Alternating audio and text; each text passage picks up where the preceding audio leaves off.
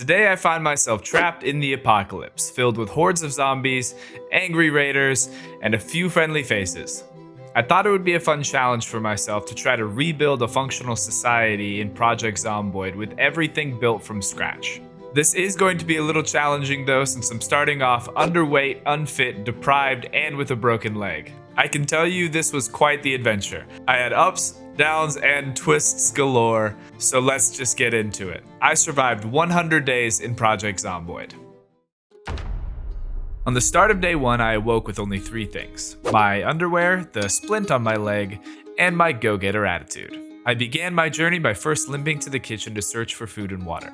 And despite not having any pockets, I was able to stash a few cans of food, assuming I'd soon find a can opener. I was wrong. While still in the kitchen, I was fortunate enough to find my first weapon.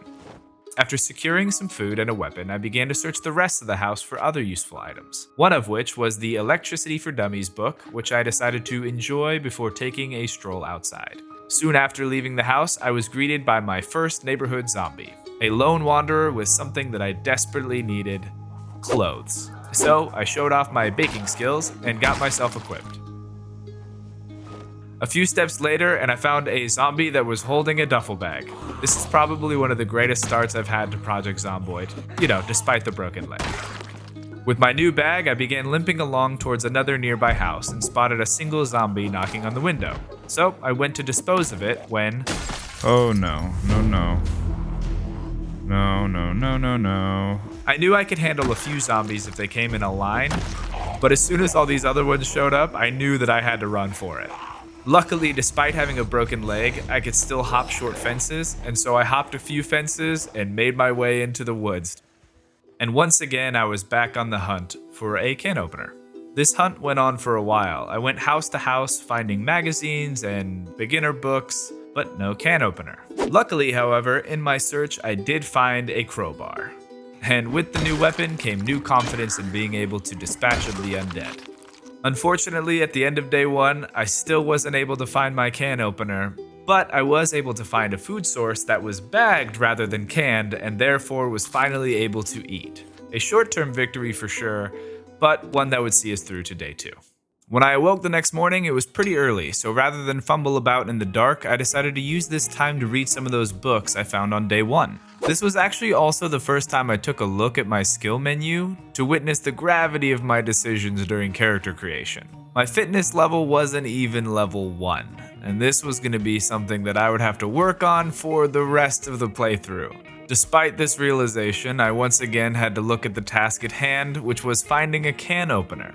So I walked to the neighboring house and was once again disappointed in the preparedness of these homeowners. On the way out of that house, I bumped into my first survivor, Steven.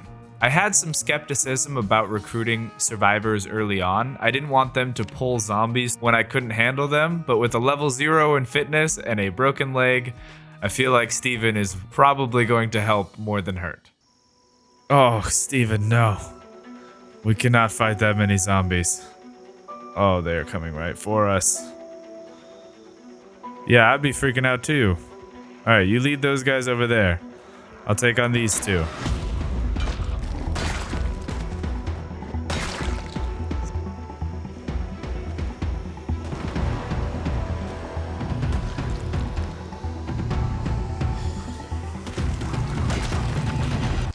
Oh my gosh, this dude is a Giga Chad with that bat. I was starting to feel pretty good about my situation now. With my brains and Steven's bronze, we'd take the fight straight to the... Oh, no.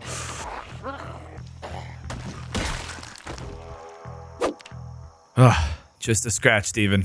Okay, maybe I got a little too confident, but I did find Steven this beret. Moving on. We dispatched of a few more zombies in the local area and then decided to hit up the grocery store and lived every kid's dream by having chips, soda, and candy for lunch. After that, we headed to the department store next door, cleared out a few zombies, found a roadside duffel bag with a bunch of useful goodies in it, and got ourselves some new clothes. After all the looting that Steven and I had done, the sun started to go down, and so we went back to one of the houses we had already looted, and like the best friends we were turning out to be, Steven and I slept in some bunk beds.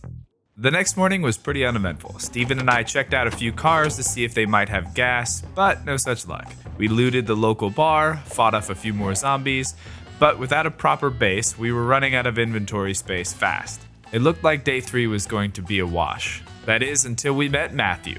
With Matthew on board, our duo was now a trio, and our odds of survivability increased even more. Since we went to bed pretty early on day 3, thanks to our visit to the local tavern, we also woke up super early.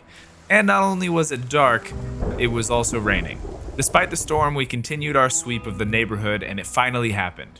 We found our can opener. So next on the list was to find a working car, which again was going to be something a little more difficult than I had originally anticipated. We went to the local gas station to clear it out and met our third survivor, Jake. Now we had a proper squad. Next, we fought off some Zeds outside the police station. The station had lots of goodies for us, but I felt we weren't really ready to go loud, as it were. So we just got ourselves outfitted in armor and would come back for the rest later. On day 5, we went around checking vehicles and stumbled upon a gas can. Unfortunately, however, I didn't realize we wouldn't be able to use it to pump gas until we plug in a generator and had already siphoned gas from a car to start the generator. With that in mind, I started searching for fuel, and since I was checking cars anyway, I decided to also level up my mechanics skill. Everything was going great until freaking Tyler showed up with his entourage of undead. We managed to take out the zombies, but for the ambush, Tyler was not allowed to hang out with us. At the end of day 5, we weren't able to find any gas, but we did level up in mechanics, and so that's a win.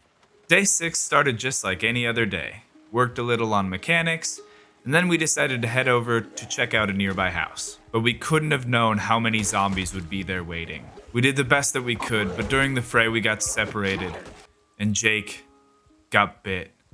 Jake helped us clear the rest of the area. We even found a car that had some gas. We siphoned what little it had and then had to have a discussion. Jake was a danger to us all, and we had to go our separate ways. Jake got angry at this and started attacking us. We had to fight back, and now a man we once called friend lies lifeless on the ground. Our hearts were heavy, but our gas cans were full, so we continued with the mission. We needed to find a generator. While we were searching, we found a car that was in pretty good condition. But even better than that, it also had a key. At the end of day 6, and with the discovery of the key, we now had 2 goals. Find a generator, and find a battery with some charge. On the start of day 7, I was inspired by some gym equipment I found in a garage. So I decided to start doing some squats. And to be honest, I probably should have started doing this on day 1. After my morning workout, we went back to the parking lot that Tyler ambushed us at and worked some more on my mechanics. Later, I decided to offload some of my cargo into that car I found earlier and realized that my roadside duffel bag actually had a car battery charger in it. So gas, check. Battery, check. Now all we needed to do was find that generator. We searched some nearby houses and made a new friend, Lorna. We spent the rest of the day looking for a generator. But unfortunately, by the end of day 7, we weren't able to find one.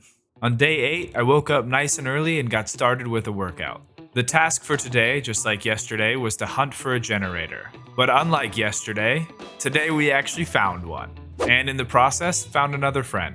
Finding the generator put all other plans in motion. We hooked up the generator at the house, charged the battery for the car.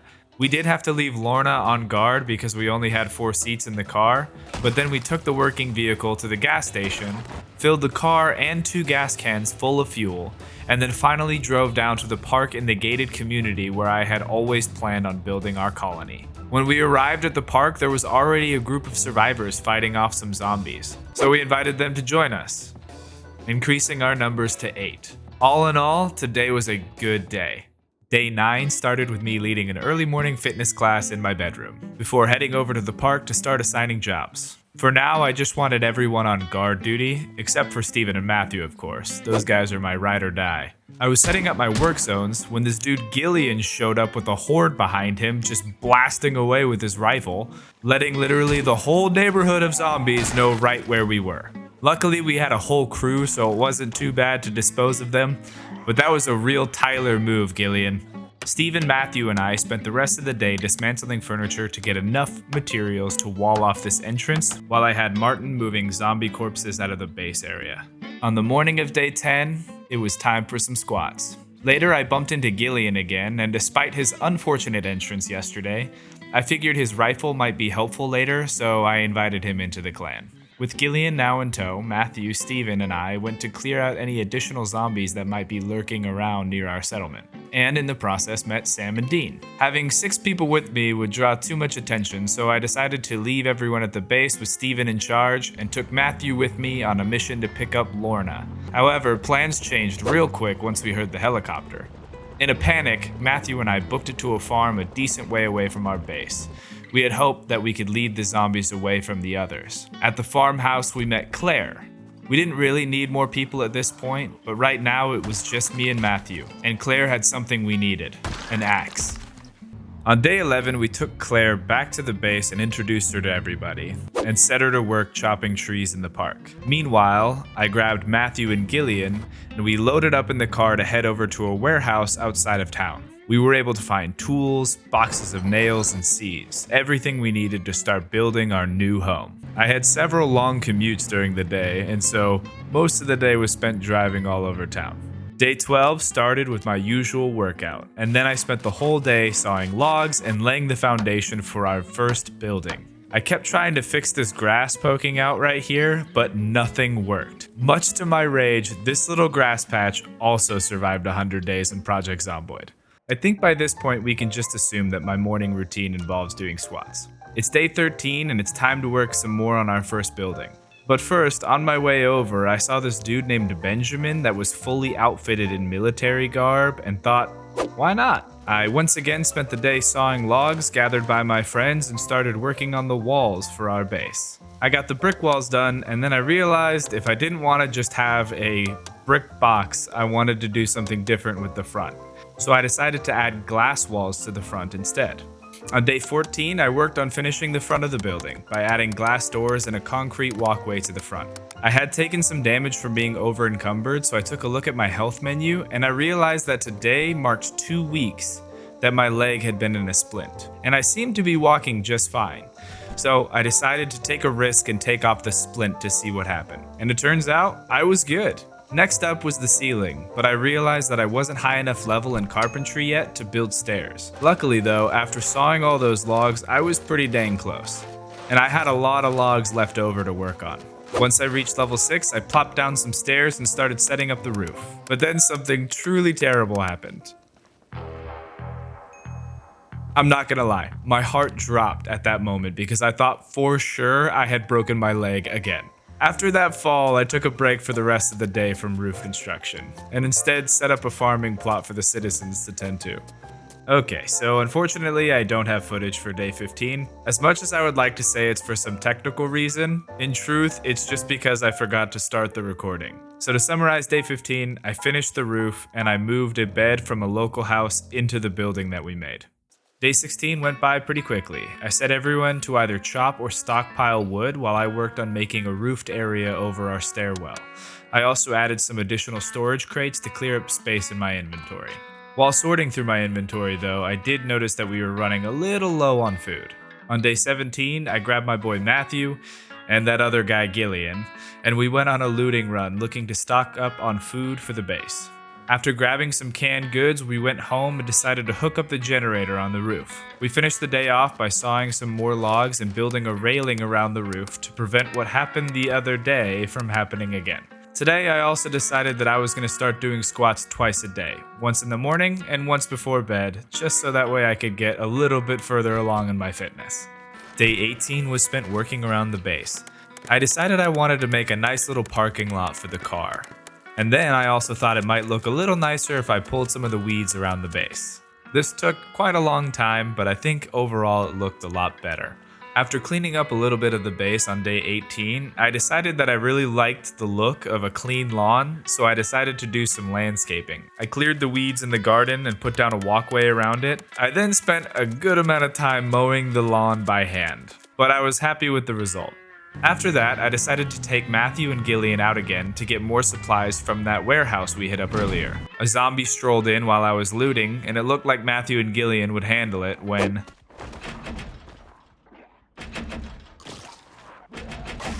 Guys, what are you doing? Fight back! Oh, you idiots. Gillian was bit. Matthew, luckily, only had a scratch. Once again, my heart was heavy, but I learned my lesson from the loss of our friend Jake that kicking Gillian out now would not go smoothly.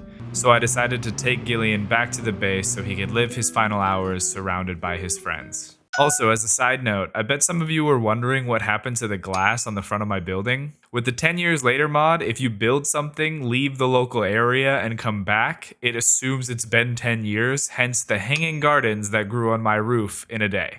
The first thing I did on day 20 was take some time to clear off the roof.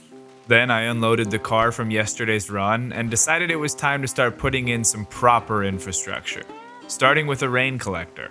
Unfortunately, however, I was not high enough level yet to make the nice one. I thought it would be a good idea to go exploring in hopes of finding some skill books. But before I left, I thought it might be a good idea to take away that rifle from Gillian, just in case he went feral while we were gone. It was just Matthew and I on the road again. While we were out, we found this large tank of some kind parked in the middle of this parking lot. We got out of the car to check it out, but we soon realized that there were too many zombies. I hopped back in the car, but Matthew panicked and wouldn't get in. Matthew, run! He almost made it out, but at the last second, oh no! Matthew was one of my oldest friends, and now he was gone, and I did not take his death lightly. In my rage, I went straight to the police station and geared up for a fight. I spent the rest of the evening taking my anger out on as many zombies as my shotgun could pierce. More and more zombies fell, but no amount of zombie death could quench my rage. I didn't get home until after midnight. I didn't have the heart to tell Steven what had happened, but he knew. I went to bed on day 20, a broken man. On day 21, I decided we needed to retrieve Matthew's body. I needed a crew for this, so I went to Gillian. He was Matthew's friend after all, and on death's door himself. I went to give him his rifle back and check on his bite, but there was no bite to be found. Fate had marked Gillian for death, but settled on taking Matthew instead. As the eldest member of the community, I also invited Steven as well. We left the car behind and walked our way to Matthew, clearing every undead we saw along the way. We managed to bring his body home and left him here as a reminder of my failure. On day 22, I thought it would be a good idea to add Benjamin to our hit squad, and we set out to clear some of the areas nearby. My thought process is, if we would have done this earlier, we would still have Matthew with us. On day 23, I decided that I wanted to start looting some of the shops in town. We still had quite a few zombies around though, so I tried to use the car to lure as many zombies as I could out of certain zones. I was able to pull a pretty good number out of town to the north, but when I came back down to check out the hardware store... Oh crap, no.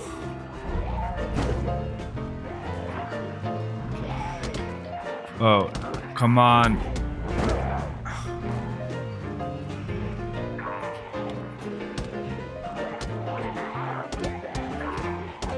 Oh, come on, no. Oh my gosh, I can't believe my car just died right there. Oh, that was very scary. Needless to say, I spent the rest of the day slowly making my way back to the base on foot.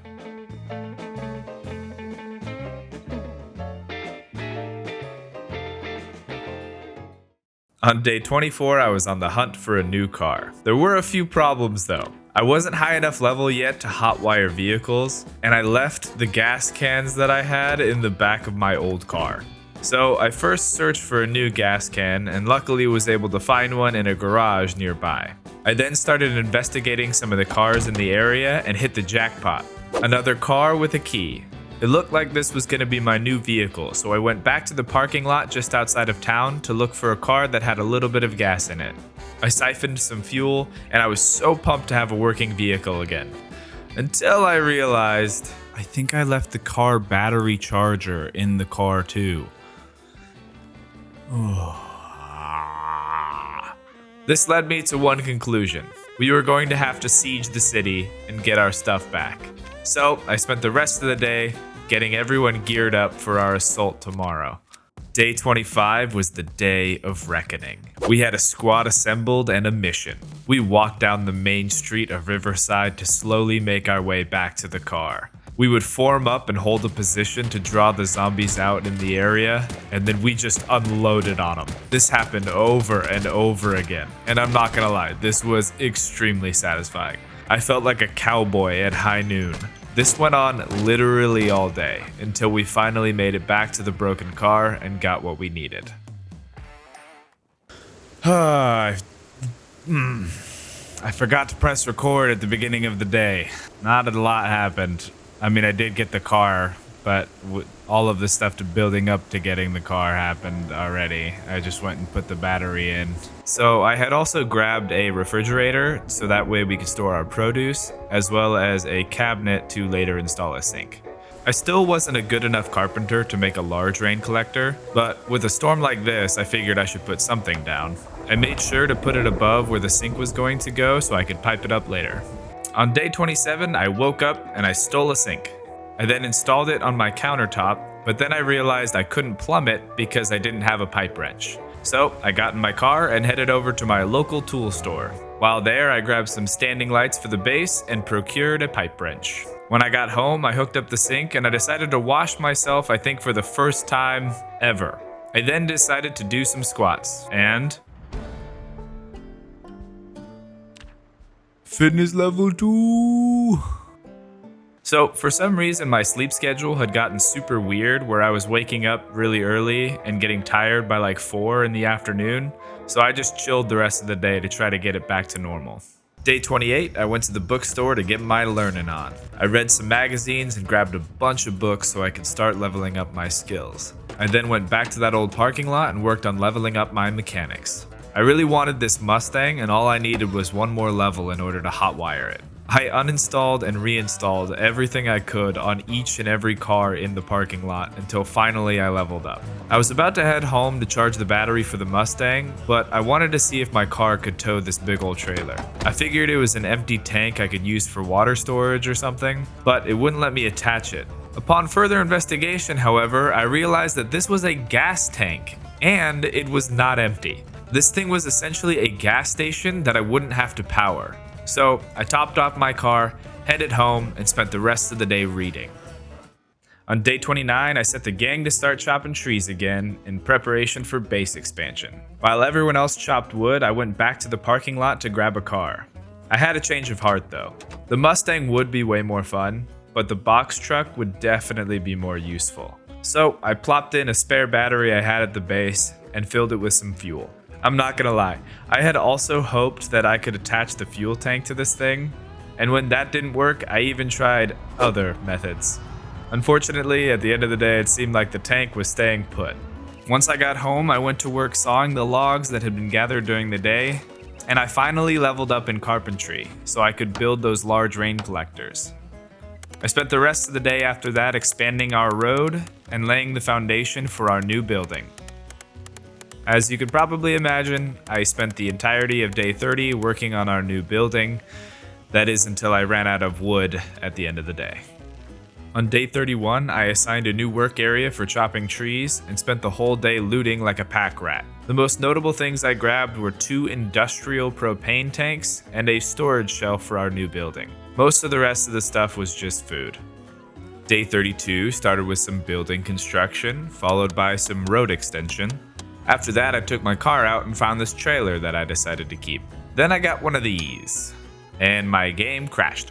When I reloaded the world, I kept my progress that I had made during the day, but it reset the time to 5 AM again. Kinda weird, but not a big deal, so I continued on with my new trailer to Gigamart and got even more food for the base. I made another crate and just chilled for the rest of the day since the crash reset the time of day, but not my character's tiredness level. On day 33, I realized I had made a mistake with my build. So I took the box truck back to the warehouse to see if I could find a sledgehammer. Unfortunately, I did not find one, but I did find Shirley and several fuel barrels that I decided to take back to the base. On day 34, some dummies decided to try to raid us. Luckily, this group was pretty unprepared. We took care of the 2 in the base, then found the rest were spread out all over the place. A pretty uncoordinated attack. After that, Shirley and I headed to the tool shop to see if maybe I had missed seeing a sledgehammer last time I was there. I did not. So I just settled on taking these tool cabinets as a consolation prize. We then went up to the video store and grabbed a TV and some VHSs for the house. Day 35 was pretty uneventful. I wanted to continue my search for a sledgehammer, but then the helicopter showed up again, so I just decided to stick around and work on the base. No zombies showed up, which tells me that we did a pretty good job clearing the local area. The most eventful thing that happened was that I placed another wall in the wrong spot. Son of a gun, I did it again. I need to get the sledgehammer. Day 36 was another pack rat day.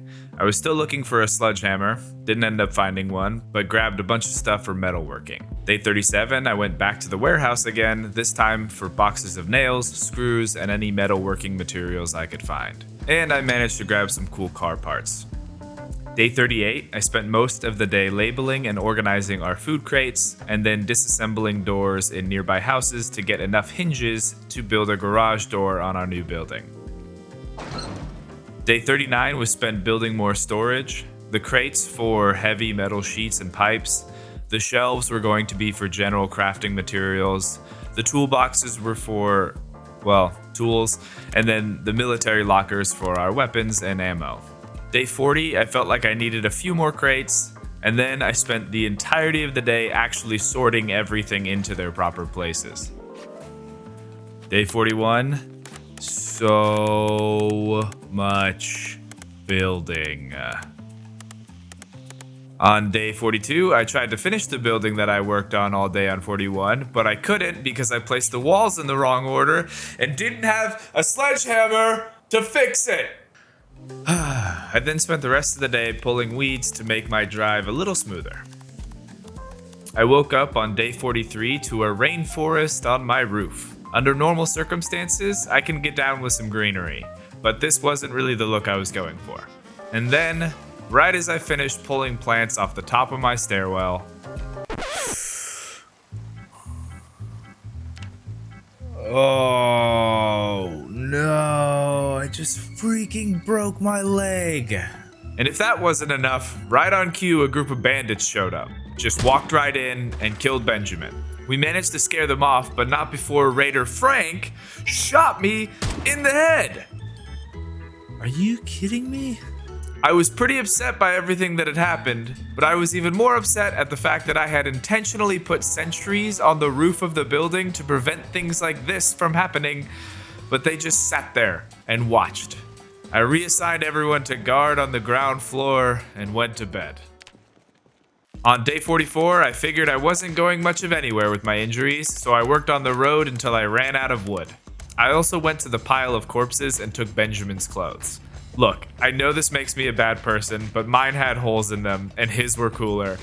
Plus, it's not like he was going to need them anyway. Day 45, I made a decision. Since I had plenty of food and water in the base already, there really wasn't any good reason for me to risk my life out in the wild while waiting for my leg to heal. So I decided to do squats, and a lot of them. I even got myself some workout clothes for the montage. Day 46, 47, 48, 49, and 50, I spent all day, every day doing squats. I decided at some point during that time to cut my hair as well, but then finally, there it is. Level 4 in fitness. Then something not so awesome happened. So my game crashed, and I lost all of my survivors. I'm not gonna lie, this really bummed me out. The base felt so empty and I felt so alone. The one silver lining in all of this was the fact that my game was now running way smoother. It's almost like the game prefers not having 1,000 mods installed. Anyway, it seemed like my movement speed was back up to normal by this point, so I took the splint off of my leg and I spent the rest of day 51 finishing the road in our base. On day 52, I decided I wanted to level up my metalworking, so I went house to house disassembling sinks, toilets, stoves, refrigerators, and anything else I could take a torch to. Day 53 kinda ended up as a wash because I spent the whole day going around town looking for a specific vehicle, a Jeep. I had all these really cool attachments for it, so I wanted to put them on there, but I didn't end up finding one. Day 54, I woke up and I was determined to either find a sledgehammer or that Jeep that I was looking for. Having checked all the major spots I knew of in Riverside, I decided today that I would instead head over to the next town to check out parking lots and the local tool store. But I quickly recognized my hubris when I saw how many zombies there were and realized that I was alone. I did keep driving around for a while though, hoping that I'd find that Jeep, but no such luck there either. With the day coming to a close, I thought to check one more place on the way home, and that was the country club. I started heading up the road towards the entrance when...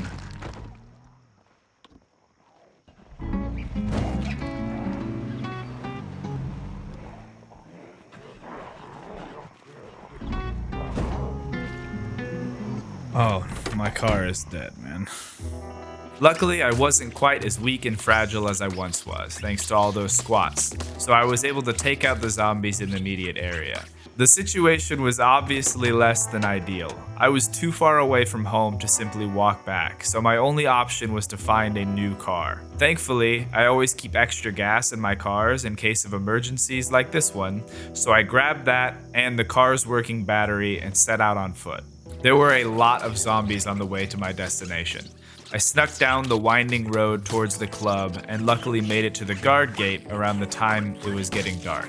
It was by no means the most secure place, but I was already overexerted and getting tired, so this place would have to do. I went to sleep on day 54 in an office chair with one eye open. On day 55, I used the tried and true method of attracting one zombie at a time out of a group. I might have been able to take them all on, but in Project Zomboid, acting on those thoughts is what most often gets you killed. Looking at these cars in the parking lot, I wanted something that was in pretty good shape. At first I thought about that truck, but I knew my standard battery wouldn't work for it, so I went over to the sedan in the corner that seemed pretty much untouched. And when I popped the hood... Oh, sick. Oh, and it has gas. Oh my gosh, this car is just ready to rock. So, I smashed the back window and got it hot-wired. Man, I cannot tell you why, but having a working vehicle again made me feel so much safer. I drove around the area just to see if I could spot a Jeep, and in the process met Deborah. We didn't find a Jeep in the country club area, so I thought while we were on the way home, I would just check out the parking lot of the warehouse. You know, it was really nice finding Deborah too. She's the first survivor I've seen in... You know, searching for this Jeep has put me in a lot of really bad situations, so I decided to give up. I lured the zombies away from the parking lot and decided to take this Mustang instead. But while I was herding the zombies away, I did notice something. Is that a sledgehammer? Oh my gosh, it is. Dang it, now I have to go I have to figure out a way to get it. I finally made it home, and for the first time in a very long time, I actually had zombies in my base. I quickly took care of them and then spent the rest of the evening expertly maneuvering the broken Mustang into the garage. Man, it felt good to be home. So day 56, I stayed local and I worked on my mechanics and metalworking skills with the goal of fixing and upgrading my new car. Day 57, I spent more time leveling up. I also went back to the bookstore and then the school library, grabbing more books and magazines for crafting. While driving home, I realized that I had forgotten about the Mustang that had been right next to our base this entire time. So I took that one home as well, figuring I could use one of them for parts.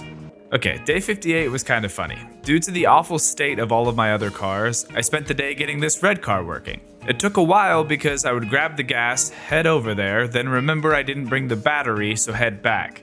Then, when I finally did get the car working, the doors were locked, so I broke one of the back windows, but didn't equip my bat, so I scratched my arm. Then, the car wouldn't let me get in through the back window that I had just smashed, so I had to smash another window.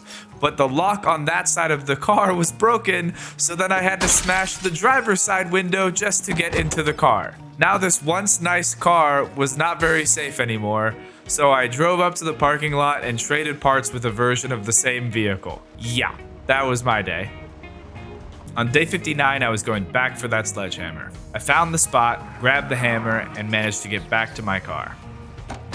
I then met a survivor named Dean. I spent the rest of the day trying to get him out of the bad situation that he was in, but he adamantly refused to get in my car. At the end of the day, he died as he lived. Like an idiot. On day 60, I was finally able to use the sledgehammer to fix my building. It was like finally being able to scratch just a terrible itch. I also made a new friend, Jordan.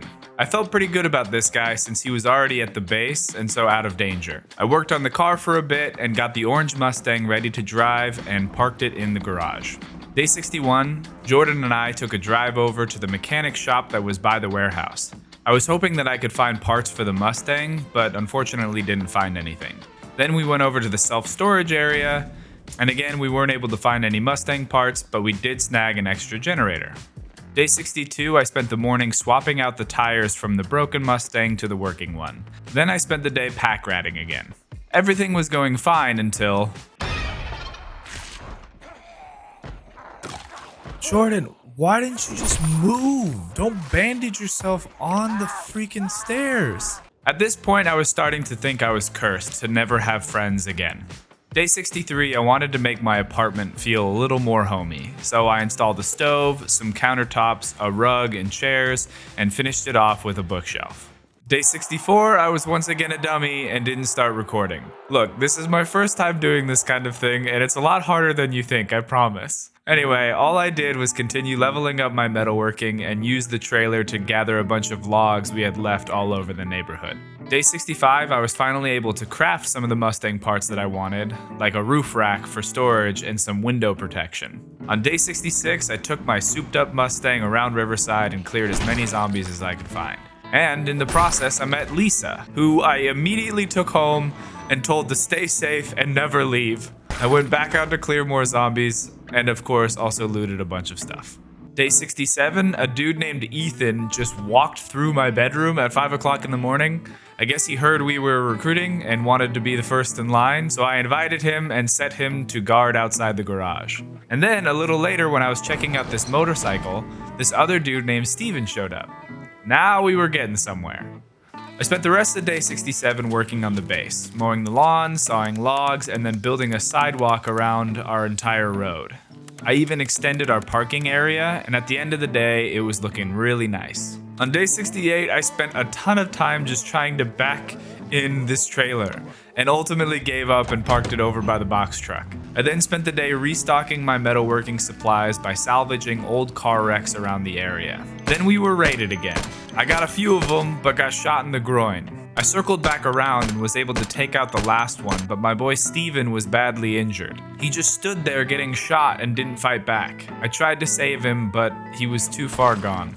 Day 69, I decided I wanted to trade out my old beat-up blue car for something a little bit cooler. On the way, I met Campbell, and then Campbell and I headed over to a parking lot that I had marked earlier and got to work on this bus. This thing was a beast, and I was pumped to add it to my collection. Once I got it home, I crafted and installed a roof rack for it and felt pretty awesome. Day 70, we woke up nice and early, and I grabbed Ethan, Campbell, and Lisa to help me get some more wood for our next construction project. We gathered quite a bit, so much in fact that I had to switch out the bus for the box truck for more inventory space. We gathered logs for the rest of the day.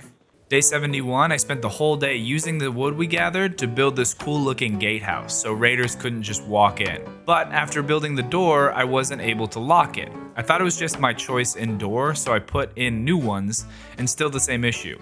I then learned you can only lock doors from the inside, and if you wanted to lock doors from the outside, you would need to use a doorknob that you already had a key for from a zombie that you've killed. Wait, what? So this entrance was essentially pointless because it would keep me out as well if I wanted to lock the door. Day 72, I gave up on the gatehouse for a moment and instead started laying the foundation for my next building. Having learned from my mistakes this time, I put the corners down first. I spent the rest of the day putting the floor down until I ran out of wood. On day 73, the ineffectiveness of my guard gate was made even more evidently clear when this jerk Duncan just showed up looking for a fight. Unfortunately for him, he chose the wrong people to mess with.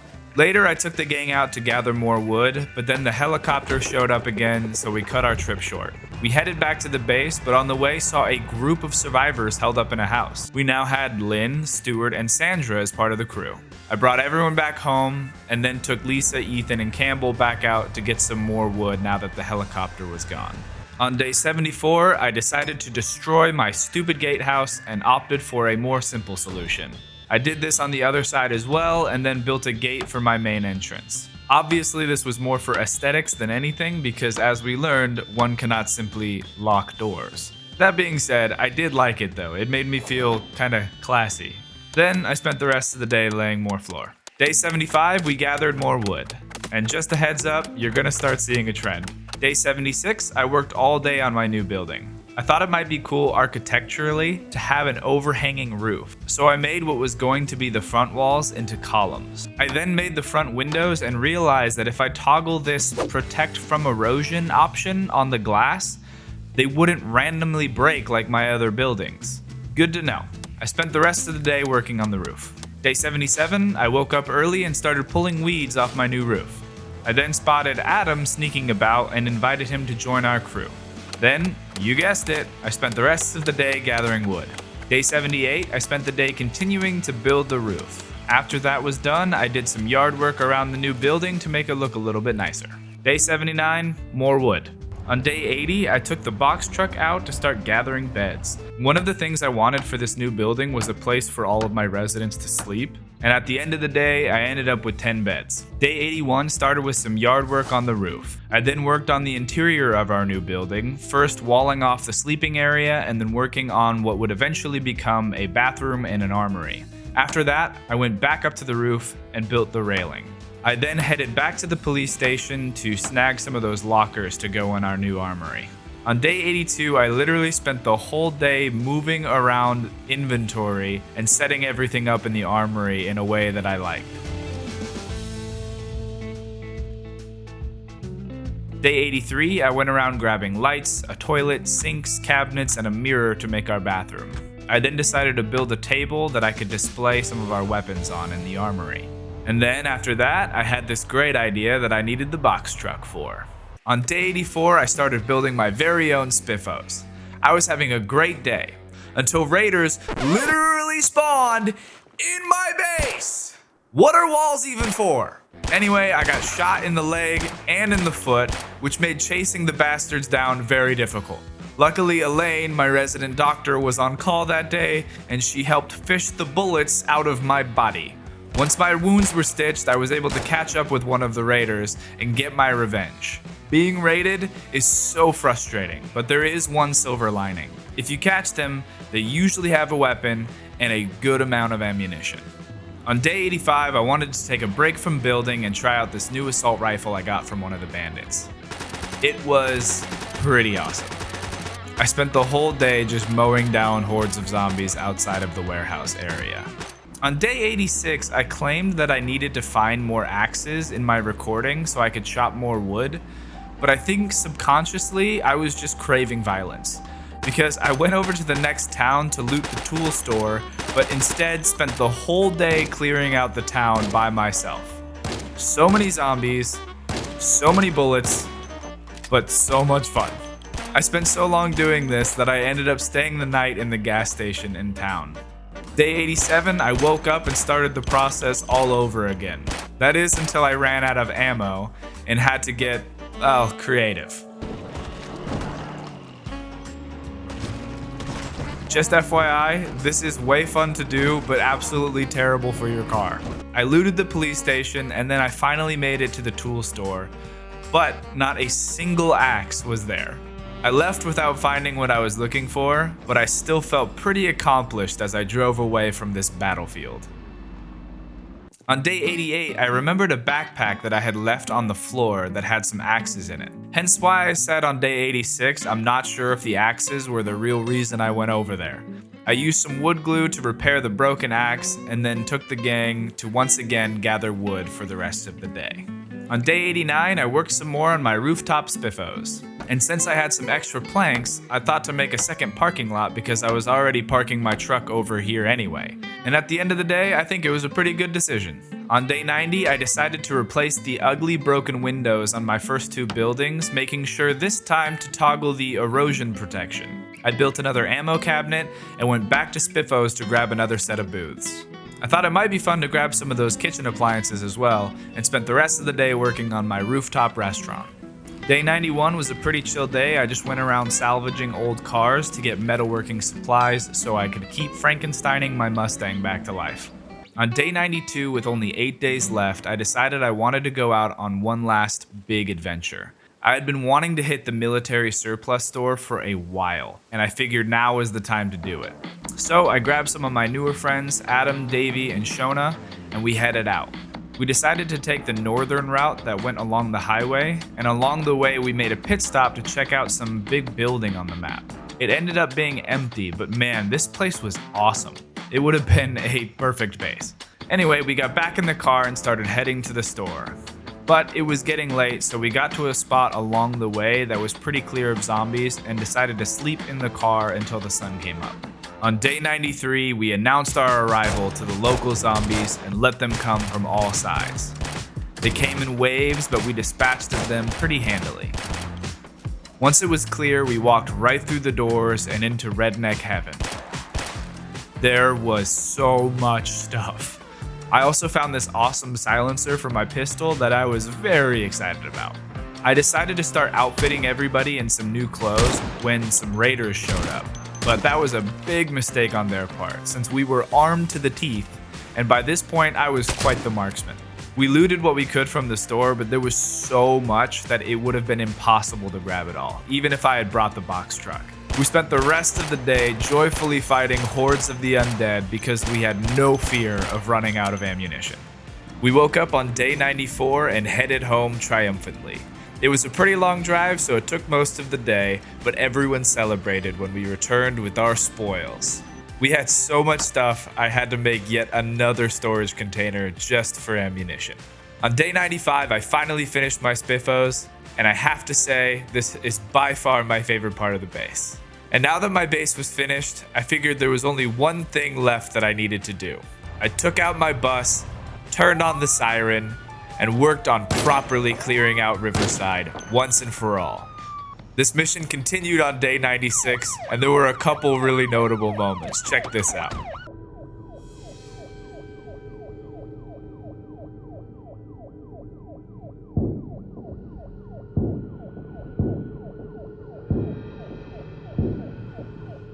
On day 97 and only 3 days left, I went around just grabbing things that I wanted. Some lawn chairs, a few park benches, and a trash can. I then just kind of walked around my base for a while. I had spent so much time here, and it was almost over. Day 98, I spent the day getting some more vehicles that I've had my eyes on. This nice SUV that's just been sitting here untouched. I was finally high enough level in mechanics to remove a window without smashing it to get in the car, so I could keep this car looking nice.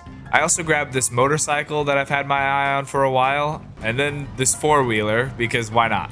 That night, I just sat in my room and pondered for a moment on what tomorrow would bring. On the morning of day 99, I knew what needed to be done. I spent the day going around the area and gathering the necessary equipment.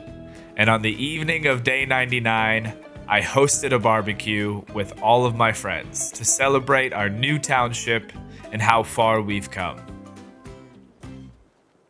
On the morning of day 100, I took one last stroll around my base.